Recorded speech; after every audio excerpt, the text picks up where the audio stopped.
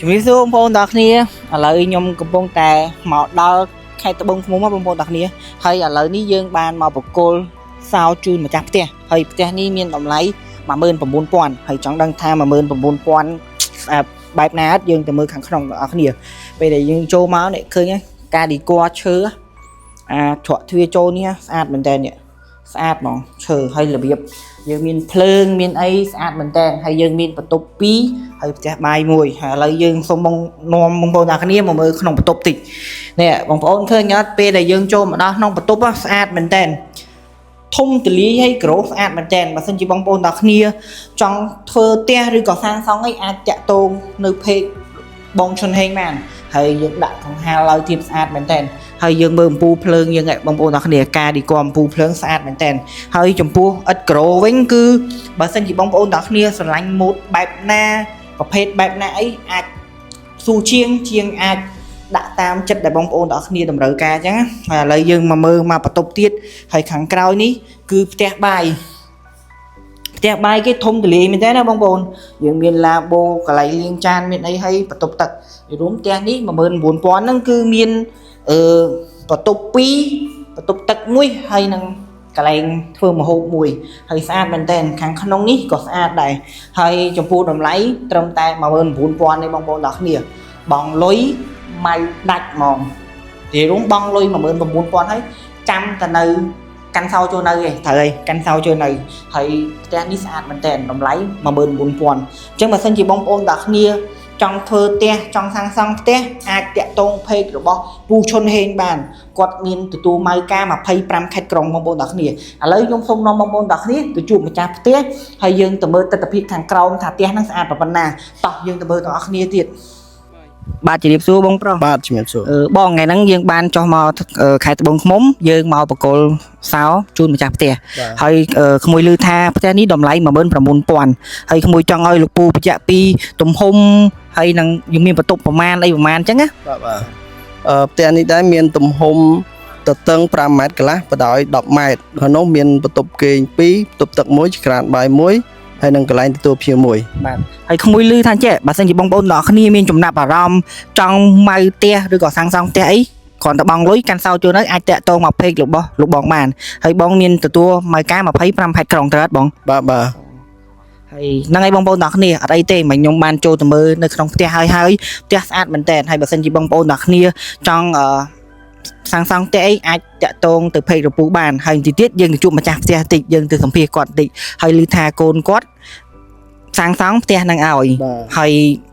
រួមទៅ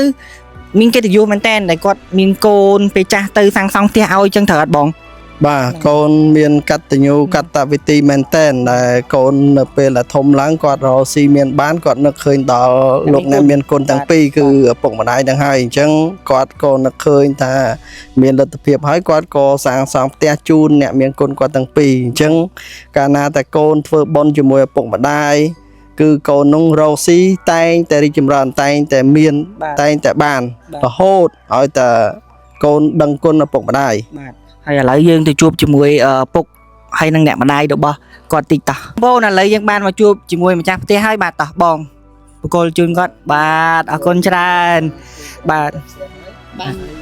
ជូនពរម្ចាស់ផ្ទះចូលនៅផ្ទះថ្មីសូមឲ្យមានលៀបមានជ័យហេងលុយកាក់ហូរចូលណាហើយសូមជូនពរអមទាំងពីរមានសុខភាពល្អហើយក៏សូមអរគុណដែរដែលកូនស្រីនៅក្រុងប៉ោយប៉ែតខេត្តបន្ទាយមានជ័យនោះដែលមានកតញ្ញូ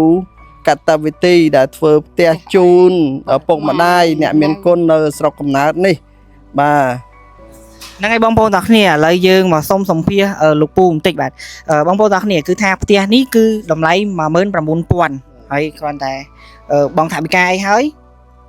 បកគលសោចូលនៅបណ្ដោយហើយឥឡូវយើងមកសុំសួរលោកពូតិចបាទលោកពូគឺថាផ្ទះនេះគឺកូនរបស់លោកពូដែលធ្វើជូនលោកពូហើយនឹងអ្នកមីងបាទហើយលោកពូមានអារម្មណ៍មិនដែរពេលដែលកូនរបៀបថាមានអីតបស្នងយើងពេលយើងចាស់អញ្ចឹងរបៀបទៅគាត់កតញ្ញូតែហ្មងលោកពូហើយគាត់ធ្វើផ្ទះជូនអញ្ចឹងលោកពូមានអីនិយាយទេបាទកូនធ្វើឲ្យលោកពូមានអីនិយាយអូតាអ៊ំស្រីក៏បានតែតោះស្រីបាទ côn thơ ao chân sọc bài ao côn hồ si chết miền chết man tới bàn thơ ai mày ao nấu chân dân thịt o chả ơn ngày កាលណាតែកូនរបៀបថាធ្វើផ្ទះអីជូនឲ្យម៉ាក់ប៉ានៅ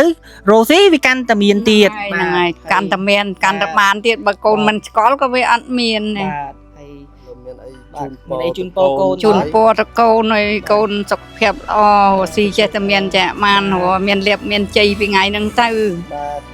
តើលោកពូសុំពាក្យជូនពរទៅកូនមួយម៉ាត់ទៅ អត់ទេតែនិយាយយប់ឡើយ អូយកមកបាទគាត់រំភើបបាទអញ្ចឹង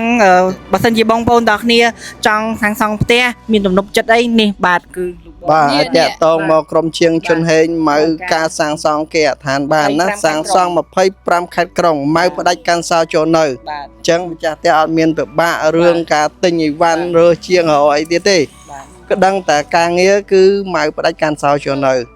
សម្ភារៈជាងនៅលើខាងក្រុមជាងខ្ញុំបាទឈុនហេងបាទ បងប្អូនទាំងគ្នាមានតែប៉ុណ្្នឹងទេអរគុណច្រើន